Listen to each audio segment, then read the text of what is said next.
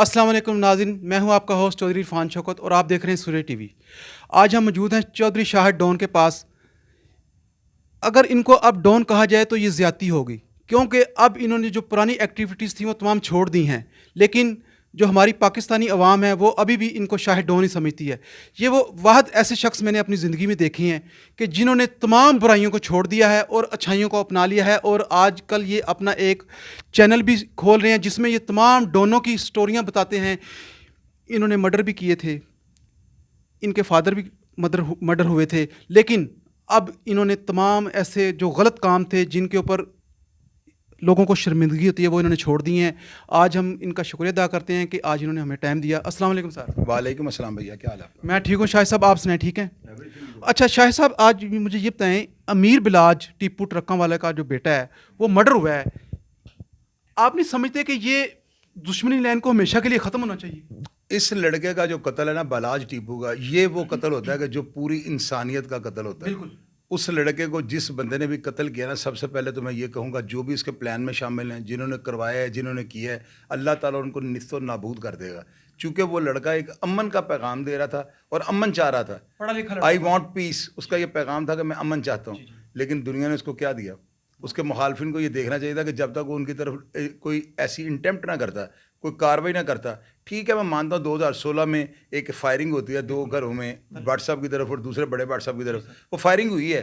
और लेकिन उस फायरिंग का मतलब ये नहीं, जब दोबारा उसने फ़रक शहबाज को अपना इंटरव्यू दिया उर्दू पॉइंट पे, मेरा ख्याल है उसका पहला इंटरव्यू था, और इंटरव्यू और उस फायरिंग के दरमियान 6-7 साल का गैप है।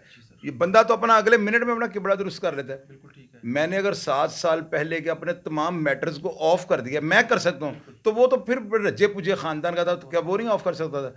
उसका वो ये इंटरव्यू है ना, उसमें उसने ये कहा है, उसने ये ना लोगों को एतमाद दिलाने के लिए कि मैंने जो है ना, मैं नहीं चाहता हूँ कि दुश्मनी बढ़े, मैं अपने बच्चों को पढ़ाना चाहता हूँ, मैं इनका मुस्तकबिल जो है चाहता हूँ। तो शायद उसके ये जो स्टेटमेंट, ये बयान है ना, इसके बाद दुश्मन उसके ऊपर हैवी हो गया था और उन्होंने प्लान शुरू कर दिया था कि ये वेसला हो गया, ये अपने आप को यानी कि अभी कमज़ोर शो कर रहा है। ये कमज़ोरी के अल्फाज है ना, हालांकि उसको ये चाहिए था कि बेशक लाख वो डंग मारना छोड़ देता, शूशा ज़रूर रखता। बस उसके ये बयान और स्टेटमेंट जो थी ना, वो मुखालफों की नज़र में जो है ना उसको कमज़ोर शो कर गई, जिसकी वजह से उसके ऊपर इतना बड़ा अटैक हुआ है। खुद का हमला हुआ है ये। बिल्कुल बिल्कुल। तो खुद का हमले में बंदा नहीं बचता, आपको मर पता गया है। जो मारने आया था उसको। खुद का हमला ही था ना एक बंदा। अब उसके पास गनमैन थे या नहीं थे, ये तो किसी घर के भेदी को पता था ना।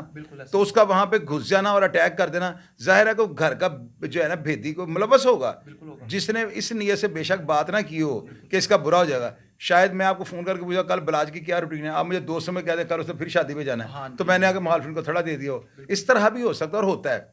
अभी जितनी देर तक कोई बात लिखी पढ़ी नहीं ना जाएगी, मेरी बात करना कबल अज़ वक्त होगा, क्योंकि लोग मेरी बात को तस्लीम कर जाते हैं। सबसे बड़ी बात ये, मैं एंकर चल रहा है, वो अभी अंडर कस्टडी, अंडर वो जो है प्रोसेस है, उसका अभी जो है तफ्तीश का अमल जो है वो जारी है। तो मैं अभी कह दूंगा ये व्हाट्सअप पकड़े गए या वो हो गया, तो बात को निकला, लोग मुझे भी कहेंगे झक मारी इसने, तो मेरी बात को लोग मान जाते हैं। मैं कोई एंकर पर्सन तो हूँ नहीं, मैंने कभी नहीं कहा मैं सहाफ़ी, मैंने कभी अपने चैनल के बारे में नहीं कहा सब्सक्राइब करें, बेल आइकन को दबाएं। मेरी बातें रियलिटी की हैं, लोग सुनते हैं इसीलिए लोग सब्सक्राइब करते हैं चैनल को, यही चीज़ है। नहीं इसका तो मतलब फिर ये है कि अगर कोई बदमाश का बेटा है तो वो अगर वो बदमाश नहीं बनेगा तो उसको मर्डर कर दिया जाएगा, फिर तो अवाम यही समझेगी। नहीं, मैं बताता हूँ ना, अगर कोई बंदा ये चाहता है ना मेरी दुश्मनी ख़त्म हो जाए, तो सबसे पहले वो अपना किबला दुरुस्त करे। मिसाल के तौर पे गनमैन छोड़ दे, डेरों पे जो आए गए बंदे जो चवल होते हैं ज़्यादातर, इनमें ज़्यादा बंदे 2 नंबर ही होते हैं जो ये चाहते हैं कि ये आग और भड़के, हम इसके हाथ जो है ना सेकें और यहाँ पे तिक्के कबाब भी साग पे बनाएं।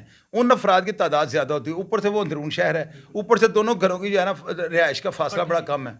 ये चीज़ें, मैं इधर से उठा उधर जाकर ज़्यादा कबाब को चरखा बना दिया, उधर से उठा इधर आ गया उधर से कबाब को चरखा बना दिया, बात बढ़ा के बयान कर रही हूँ। यही चीज़ें जो है ना अनारकी, इंतशार और इस कत्ल का मौजब बनी है।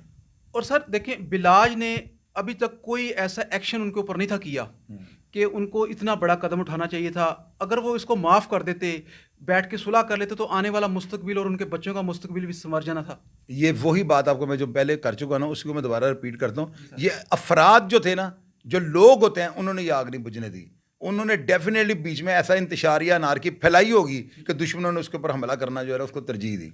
देखिए, बिलाज से मैं खुद भी एक दफ़ा पर्सनली मिला हुआ हूँ। वो बहुत पोलाइटली बच्चा था और उसका भाई LLM करके आया हुआ बाहर से, यानी कि वो मुझे लगता नहीं था देखने में कि ये डॉन है, बदमाशों का बेटा है। मतलब कि वो पढ़ा लिखा और बड़े सुलझे तरीके से, हमारे दोस्त थे इलेक्शन से एक दिन पहले भी उसको मिल के आए हैं, तो वो कहते थे यार ये बदमाश है ही नहीं, इसको नहत कत्ल किया गया? मैं आपको ये बताता हूँ, ये तस्दीकशुदा बात है। कोई भी डॉन उसके सर पे सींग नहीं होते, उसके दांत जिन्नों जैसे नहीं होते, कान बड़े नहीं होते, वो भी एक आम आदमी होता है। लोग उसको डॉन समझते हैं उसकी हरकत और एक्टिविटीज़ से। जो लोग उसके पास बैठते हैं, जत्थों के जत्थे आते हैं, डाले आ रहे हैं, जा रहे हैं, बंदों ने गन्ने पकड़ी हैं, तो वो बंदा डॉन ही कहलाएगा ना। बलाज जो है ना, उसका जो लाइफ स्टाइल था ना, चूंकि वो एक लग्जरी ज़िंदगी गुजार रहा था, बड़ी अच्छी लाइफ थी उसकी, बड़ा अमीर घर से उसका ताल्लुक था, अब्बाओ अजदाद से वो लैंड लॉर्ड लोग थे, तो वो अगर अपने साथ गनमैन रखता था ना, तो उसकी मजबूरी भी थी। 100 लोगों से लेन देन भी होता है। लेकिन जो ही वो थोड़ा सा ये गुलाम महमूद डोगर साहब ने सख्ती कर दी, असलों के ऊपर चौकों के अंदर जो खड़े करके दुश्मनदारों की तलाशी, अगर एक गोली फालतू निकला नहीं, चलो भाई थाने, जलील करना लोगों को। तो जब लोगों ने पुलिस की पॉलिसी को अपनाते हुए वेपन रखने छोड़ दिया ना, तो आप देखिए कितने, वो गोगा मानोवाल वाला मलक असद का भाई, वो भी इसी तरह कत्ल हो गया। क्योंकि जब आप गनमैन नहीं रखोगे, आपका प्रेशर और खौफ खत्म हो जाएगा, मुहालिफ आपके ऊपर चढ़ जाएगा। यही गफलत और लापरवाही जो है ना, सेम डे जिस दिन वो शादी पे गया है, उसके भाई ने कहा ये राइफलें ले जाओ, और उसने अपने भाई को ये जवाब दिया, यार तुम मैंने बदमाश शो करना चाहते हो। आप देखें उसका जहन कितना पॉजिटिव था। तो बस उसको उन्होंने मर्डर कर दिया, जिसने भी किया।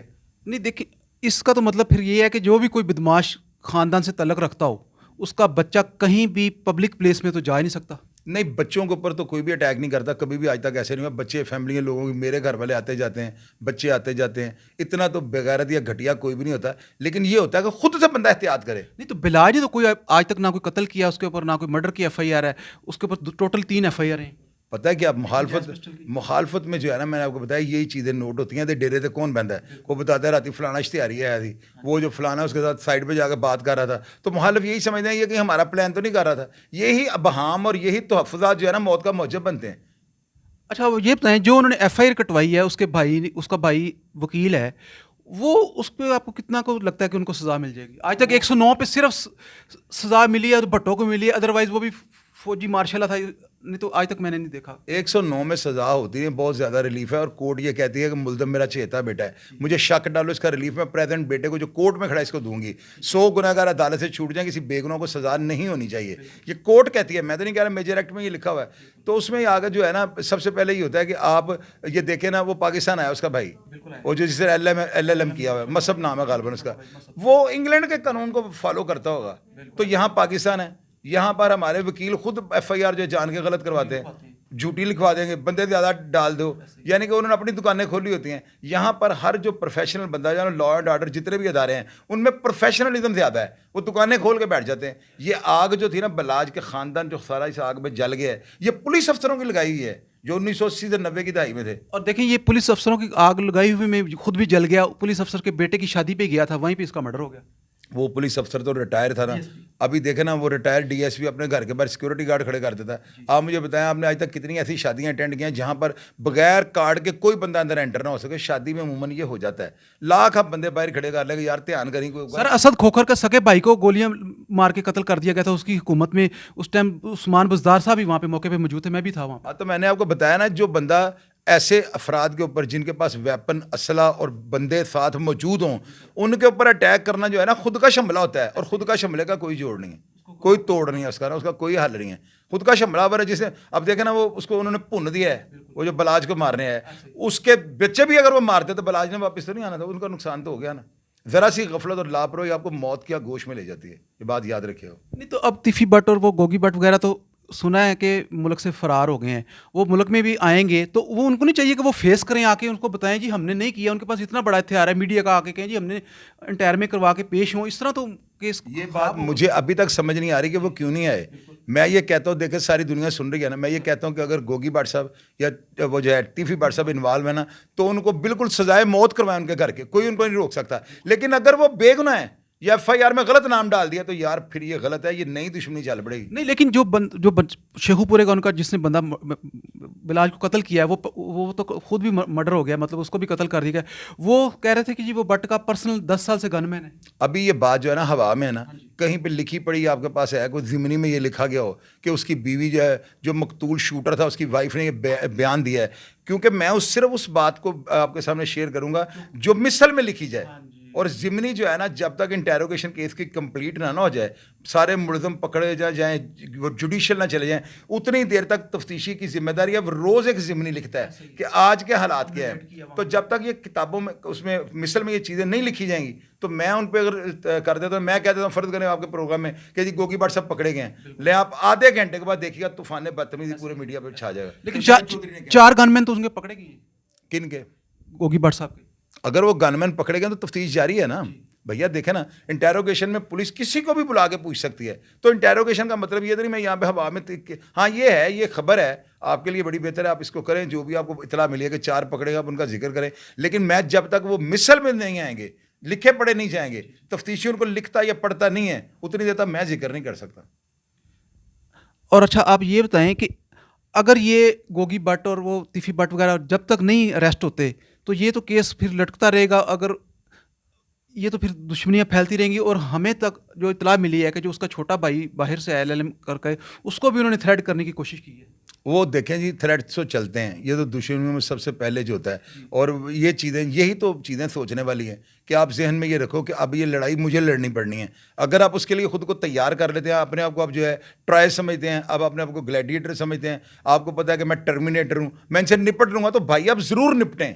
कोई दुनिया की ताकत आपको इस हक से नहीं रोकती, और मैं तो कतई तौर पर नहीं रोकता। मैं तो ये कहता हूँ भाई बदला लो। आपने भी बदला लिया है, आपके फादर को मर्डर किया था। भाई मैंने तो दम दमा दम मस्त कलंदर करके लिया है, मैंने तो लिया है, मैं तो मुंह से कहता हूँ। मेरे भाई उस वक्त छोटे थे, मेरे घर के फैमिली हालात इस तरह के थे कि मुझे पता था कि अगर मुझे 10-20 साल हो गई या खुदा ना था सजाए मौत भी हो गई ना, तो मैंने कौन सा बुरा काम किया? वालिद का बदला ही लिया ना, तो लेना चाहिए। लेकिन इससे पहले अपनी बहनों को, बच्चों को, फैमिलीज को देख लें कि मैं घर का वाहिद कफील हूँ, मेरे बाद इस घर का क्या होगा। कम मुहैया होते हैं बाजार में, ये नहीं मिलते। बाजार में वही मिलते हैं जिनको आप प्रोटेक्ट करके जो है ना, उनको भेज दो किसी जगह पे, वो जाते हैं फायरिंग करके वो निकल जाते हैं। उनको भगाने वाले बंदे पूरा एक उन्होंने सेटअप लगाया होता है, ऐसे नहीं किसी के ऊपर हमला हो जाता।